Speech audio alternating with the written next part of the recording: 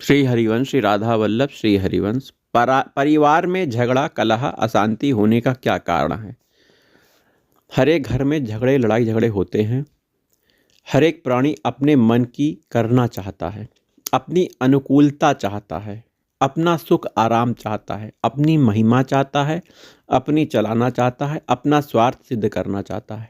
ऐसे व्यक्तिगत स्वार्थ के कारण ही परिवार में झगड़ा, कलह, अशांति आदि होते हैं। जैसे कुत्ता आपस में बड़े प्रेम से खेलता है, पर रोटी का टुकड़ा सामने आते ही लड़ाई शुरू हो जाती है। अतः लड़ाई का कारण रोटी का टुकड़ा नहीं, प्रत्युत व्यक्तिगत स्वार्थ है। कुटुंब में जो केवल अपना सुख आराम चाहता है, वह कुटुंबी नहीं, प्रत्युत एक व्यक्ति होता है। कुटुंबी वह है जो कुटुंब में बड़े, छोटे और समान अवस्था वाले सबका हित चाहता है और हित करता है।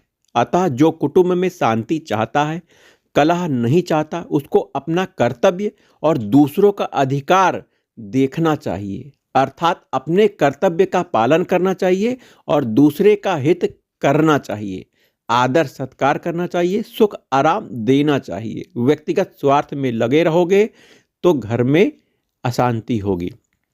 आदमी अपने कर्तव्य की तरफ न देखकर अधिकार की तरफ देख रहा है, अधिकार चाह रहा है, अधिकार मिले, परंतु यदि कर्तव्य वो करे, अपने कर्तव्यों का पालन करे, तो अधिकार अपने आप आ जाता है।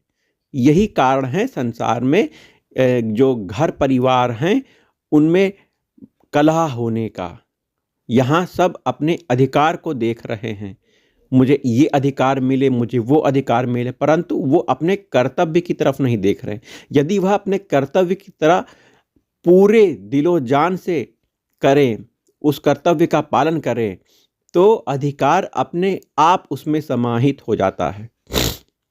जैसे एक IAS अधिकारी अपने कर्तव्य का निर्वाह करता है, और कर्तव्य का निर्वाह कैसे करता है? क्योंकि उसे अधिकार प्राप्त है उस पद को निर्वहन करने का।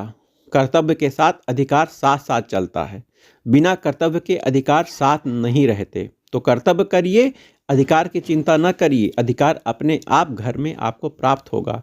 परंतु यदि आप कर्तव्य नहीं करोगे और अधिकार की तरफ जाओगे तो घर में लड़ाई झगड़ा होगा। जैसे घर की जमीन है, पैतृक जमीन है, उसको प्राप्त करना चाहता है कोई, तो अगर वो प्राप्त करना चाह रहा है तो उसके लिए वो लड़ाई झगड़ा करने लग जाते हैं, सही से कर्तव्य नहीं करते।